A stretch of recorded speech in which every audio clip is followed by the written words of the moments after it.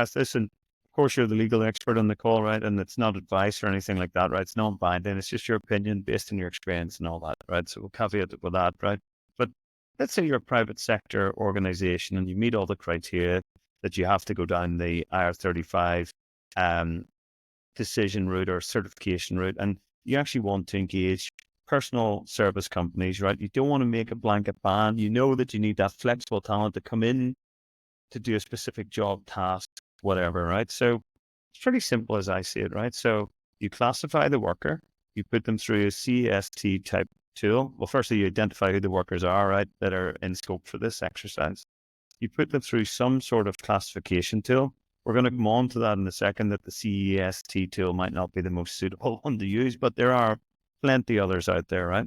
So that will spit out an inside or outside determination, and hopefully not an indeterminate designation, right? So you issue the worker, the PSC entity, a status determination statement, which outlines whether they're inside or outside R35. Depending on if they're inside R35, then essentially they will be taxed at source by the payment intermediary. And if they're outside R35, they continue as usual. They receive gross payments and all that. In simplest terms, is that the obligations on elements of the end user, the worker, and the payroll intermediary? Yeah, it is. It is.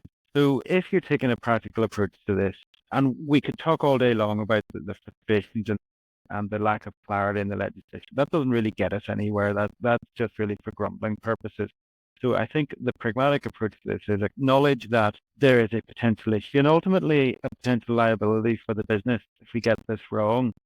So what do we need to do for the purpose of HMRC enforcement and compliance? And it starts with an audit of your workforce. And I use that term in the non-legal sense. It is everyone in your P&L who is supplying a service. Some will be Shelton Brace's employees, others will be absolutely third-party contractors. But it's working in the grey areas, if you like, and conducting your best analysis of that. It means, and I'm not making work for myself here, it means actually a three-way conversation, I think, with a lawyer who knows what they're talking about in relation to this field, your accountant, stroke auditor, and operations within your business, so you have a proper understanding of what they do, when they do it, how they're paid, how frequent, etc. And within that, the employment lawyer will probably talk about control tests and the various things to deal with data. So you augment that then with a run through the CEST tool. So I think we have to do a prep before we start the CEST analysis. And that is not just one pillar in that pyramid, if you like. It is input from all three. When you do that, you have an answer. Bearing in mind, this is where the government is passing responsibility on to the employer. So what I would then suggest practically, what we do is we communicate our rationale for our status determination, and we communicate that to the entity that we're talking about and who we have assessed. And we give them a little bit of time, and this is within the rules and the expectation, to come back and say, well, actually, I don't agree. And these are the following reasons why I don't agree. And here's supporting evidence from my accountant or my legal team, for example. I have no problem with that piece coming back in, because it allows you to make a more informed decision.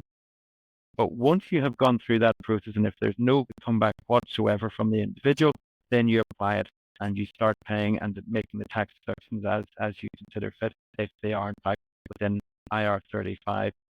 And at least we have a paper trail, and we have a considered judgment rationale for what we've done, and we have applied that, and we've given the individual, the external individual, the opportunity to challenge and put in a contrary pitch. That, to my mind, is what everybody should be doing, so that when and if an investigator does land, we have the illustration to show, and we have an immediate response to that. When you get into an understanding of how the HMRC investigators themselves are approaching this, and this is why I said I talked to some of the things we're seeing and hearing, I think that first considered approach response is going to be essential for a business that is seeking to avoid criticism or enforcement in due course. So that the pragmatic approach to it, Connor.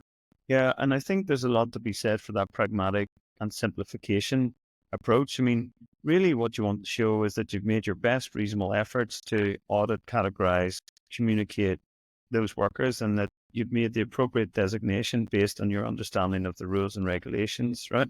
So that must offer a degree of protection in the event of an audit, right? That you can show that reasonable due care, if you like.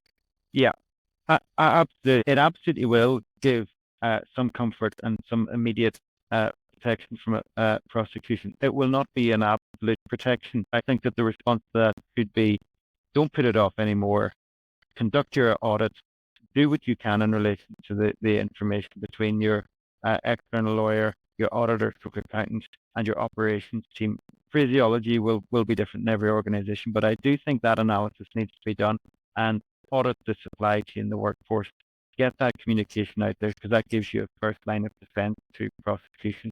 It will not be a blanket defense, but it needs to start, and it really should start now. Doing nothing is not an answer, not for you as a business, and it's certainly not the case for the individuals who you want to continue to work with and who bring a skill set that we absolutely need. I think it's particularly important to keep records, and I know Gareth said that in terms of and dated records as well. So if you are using the CEST tool, then you need to know when you've used it, because we know that they are making changes to that. So yeah, just keep records of absolutely everything, so you can explain, if you need to, why you've reached a particular status determination, and the reasons for it, and all of those processes that you've gone through. If you're not keeping records, you don't have a defendable position. It's as simple as that. So you can't afford to do this by half measures at all.